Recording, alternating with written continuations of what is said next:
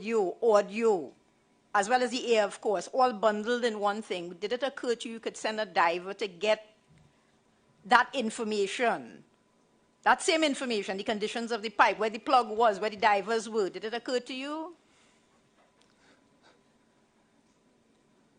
Ma'am. I didn't even use the word rescue.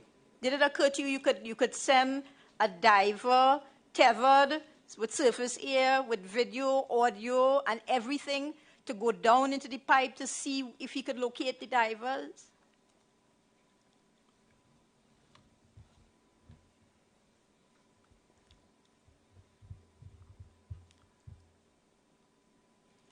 You are asking me, and I have said repeatedly, you are asking me to send a man in a pipe, 30-inch diameter.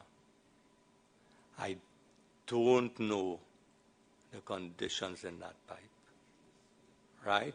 Okay, so the answer is the same as you've given already. Okay, and yes, I had a decision to make. This was no simple time.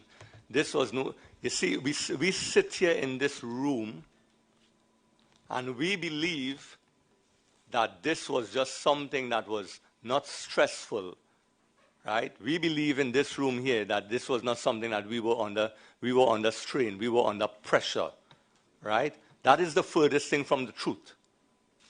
And we can sit in this room and believe what we want to believe, but put yourself in that position on that night. Put yourself in that position on that evening when you have to make a decision to send a man into a pipeline a quarter of a mile long. You have no idea where this man is going. You have no idea what this man is going to face. You have no idea. You are accountable for this man.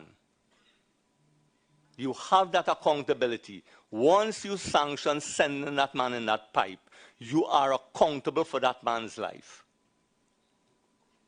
And if you believe in this room that that was a simple thing because we had 4 men in that pipe, if you believe that I just sat there and decided I'm just not sending a man in a pipe, right? You simply do not understand what we went through that night. That is not something I want anybody in this room or anybody at all to have to go through and to make a decision. That is not a simple decision, as we feel to believe you just send a man and pull him out with a rope. That is not a decision like that. That is that man's life. I had 4 men in that pipe. 4 men. I had husbands in that pipe. I had fathers in that pipe. I had sons in that pipe. Whose father should I have allowed and sanctioned to go down in that pipe? Again, whose son should I have allowed to go down in that pipe? Right? Whose husband should I sanction to go down in that pipe and perish?